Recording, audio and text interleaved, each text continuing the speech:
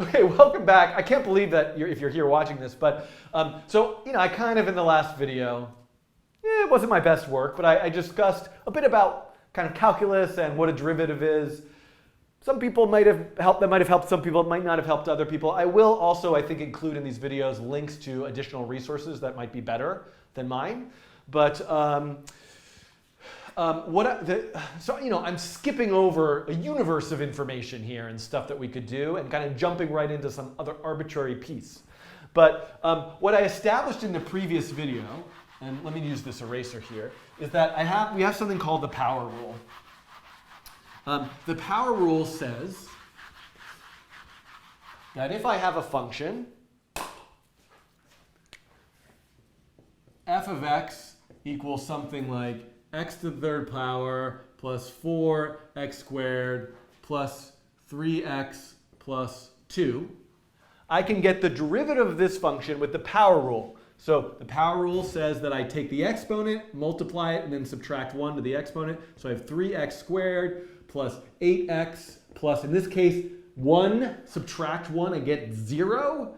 And then multiply 1 by 3. And then this, I get nothing. I get 0. So I just get rid of the constant. So this would be the derivative of this particular function using the power rule.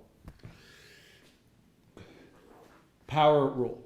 There are two, so this is part of what we need for the gradient descent algorithm that I'm going to get to, again, in a couple of videos. But there are two other rules that we need. And in this video, I don't know which order to talk about them in.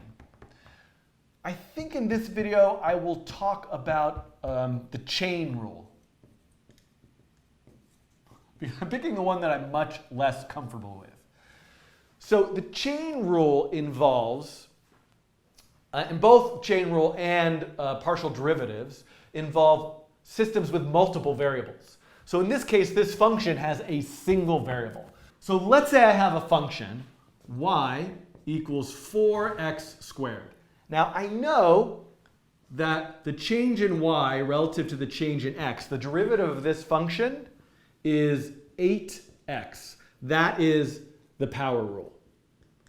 But what if this function actually depends on another function? Like what if I had a function that says x equals y to the third power plus 2y. Oh, no, not y. Sorry. Another variable. I don't know what I'm doing here. What if x is dependent on another variable? Right? Plus, so x is dependent on z. X equals z to the third power plus 2 times z. Well, according to the power rule, the change in x relative to the change in z is 3z squared plus 2.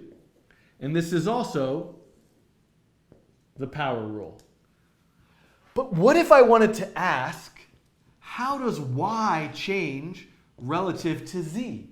Right? Y is dependent on x, but x is dependent on z. Now, I could just like plug z in here and work out all the math, I think.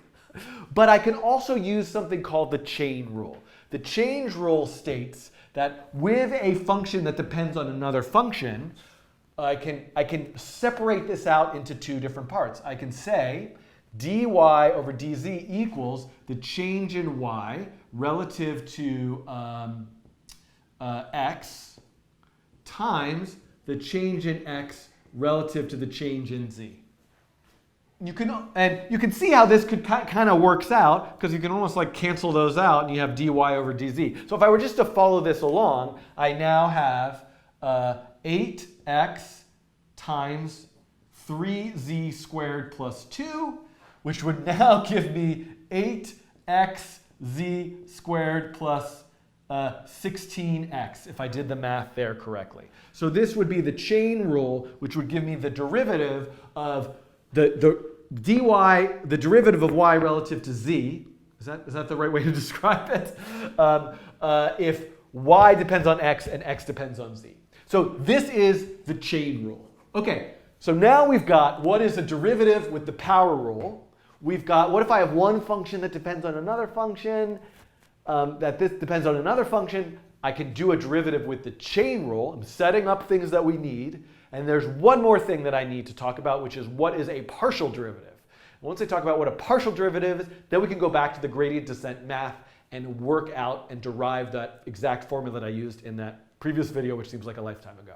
Okay, next video will be partial derivative.